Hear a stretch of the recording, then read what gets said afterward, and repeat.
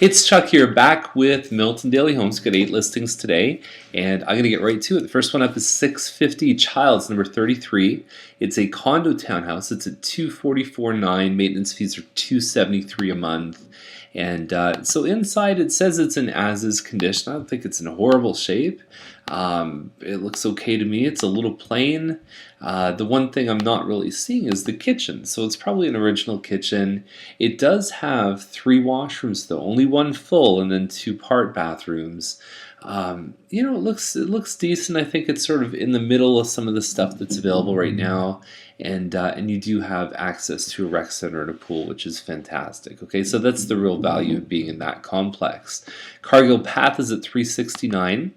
And it's an Emery model, and they've done, normally the Emerys have kind of a square counter. They've done more of the angular one, almost like the old Croft side, and the counter's been upgraded.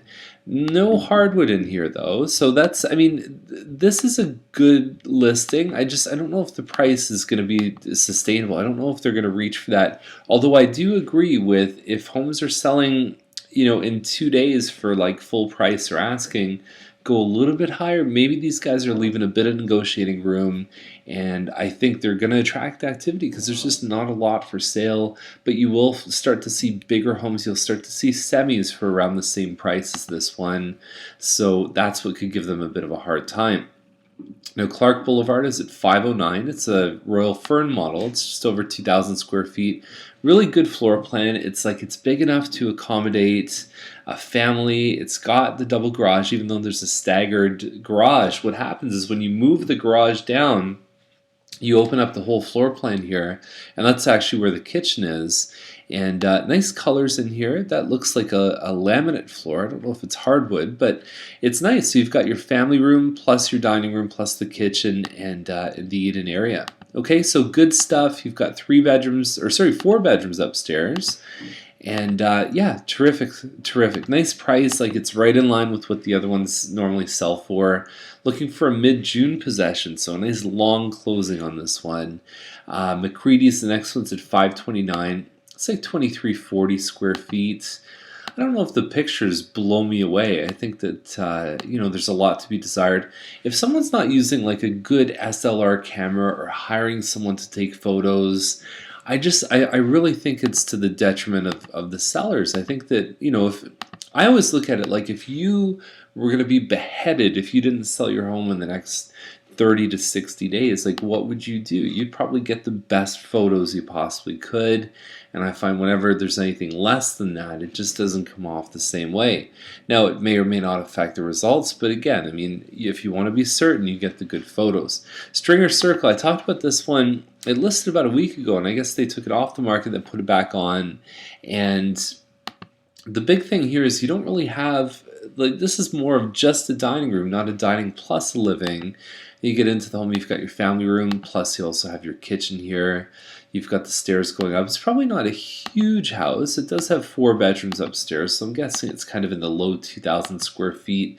Now, the hidden thing about this home that they weren't necessarily overt about is I believe this is a ravine property. It has green space behind, and I think that that's a very, very positive thing. It's certainly justification for asking a higher price. So if it were me, I would definitely be considering putting one of your 9 photos as being that ravine, because people wait for that stuff. 11 Robarts, 559. And so we've got a 4 bedroom. It's probably about the same size as a couple of the previous ones, like kind of 2,300 square feet.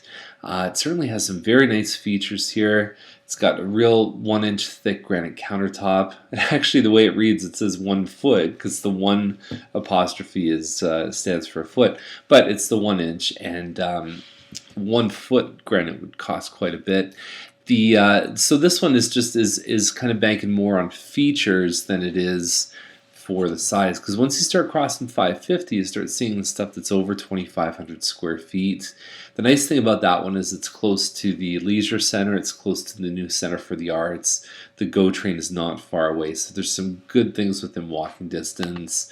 Rule, this is another Royal Fern. So the one on Clark is at 509. This is at 579. So what's the difference here?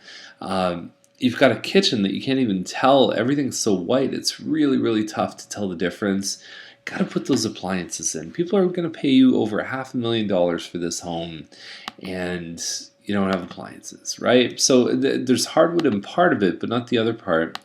And the nice looking stairs and the walkout. And I've talked about the value of a walkout before. It's probably 10,000, maybe a little bit more, maybe a little bit less. Probably here it's a little more than 10,000. But it doesn't, when you add up everything, it doesn't equal 579. So I don't think these guys have a real good shot at getting this price, although it looks like a decent home. So Boughton, I haven't seen a lot of good deals over the 700. I think this one is definitely in that category. I think there's, it's not sort of like masterpiece like model home, but it's got some good upgrades in it. It's got a finished basement, and it's almost 4,000 square feet. It's 3,970, I think, is this model. Rockhaven used to at one point be the biggest model that Mattamy made. It's at 724.9. And so you can see the hardwood floors here. A little bit more of a natural finish, not that sort of, like sort of dark and hard. They've got a good looking fridge here. That looks like a Sub-Zero fridge. And so yeah, lots of nice stuff here. The upstairs is huge. The ensuite's massive.